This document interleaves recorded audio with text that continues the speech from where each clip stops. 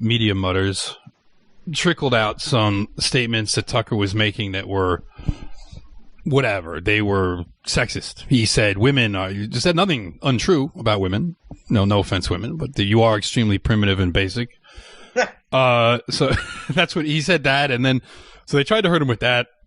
Tucker did a great editorial for the intro to his show last night where he basically said, screw you. And he laid out how it works, how the witch hunt and the mob works. And he laid out how when you don't apologize, you just hold your ground. And if needs be, perhaps look at these people and smirk. They got nothing. They got nowhere to go. Your apology and backing down is a key point in your continued persecution under these ad hoc mobs that are whipped up.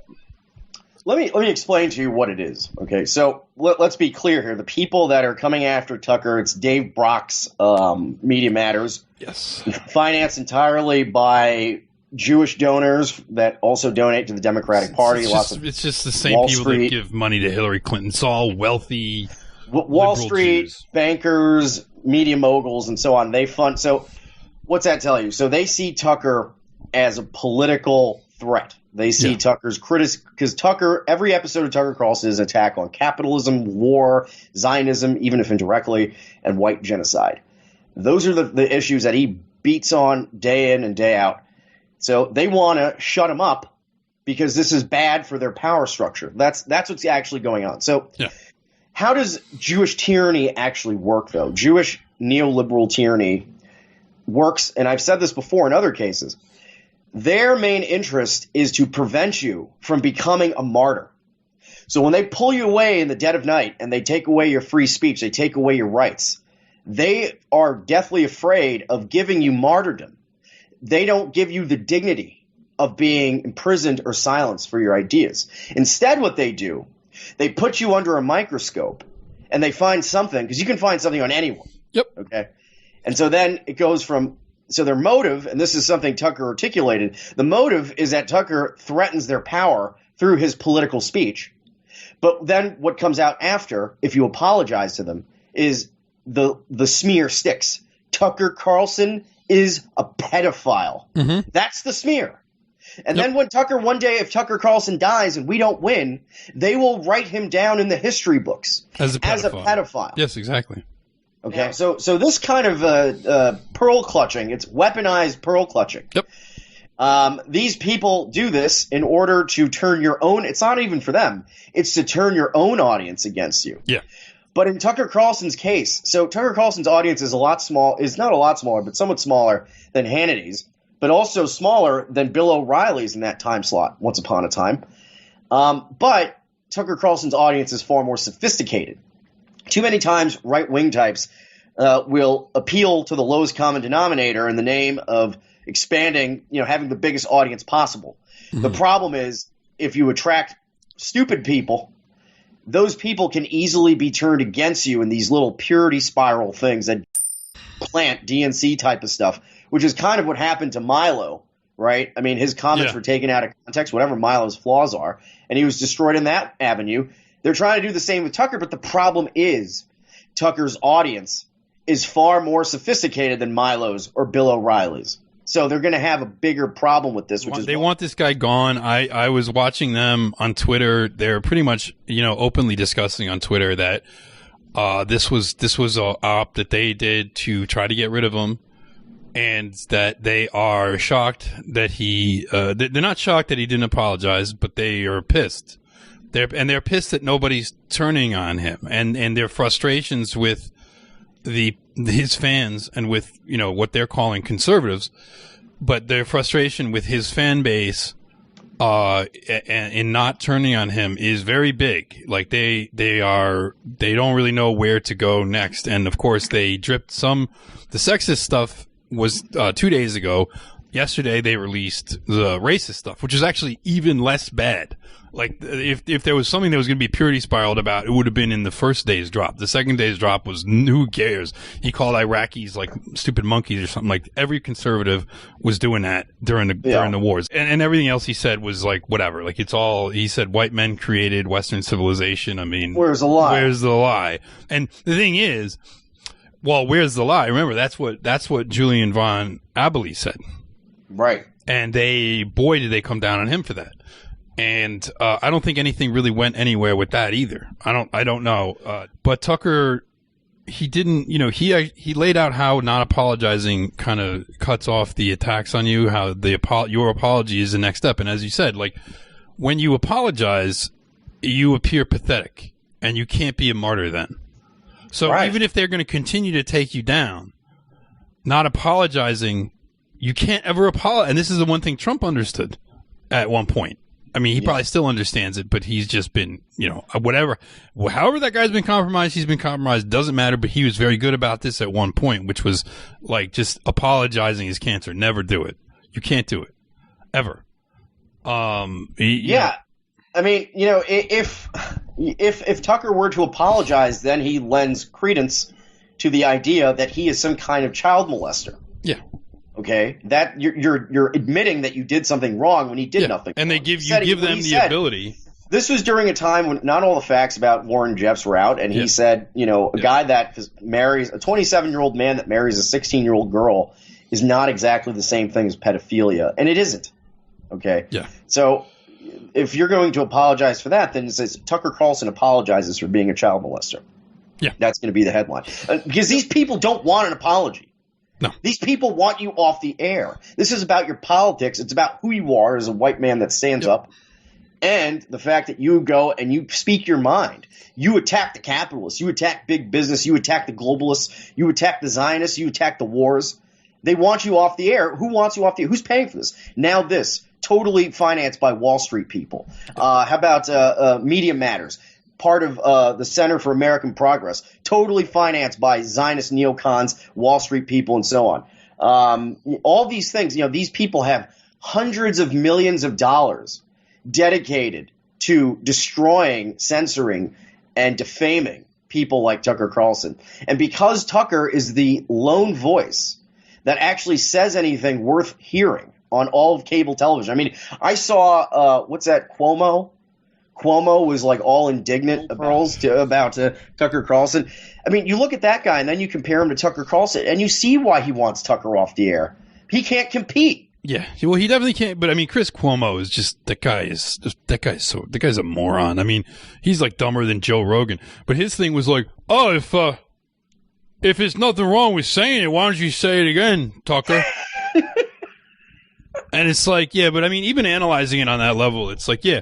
No, of course, Chris Cuomo wants him off the air, but Chris Cuomo wants him off the air also because Chris Cuomo is a political operative for exactly the forces that want him. The Cuomo family is established neoliberal butt guineas. Can you imagine what kind of filthy stuff, like what kind of womanizing and gambling and what other kind of have on this Cuomo?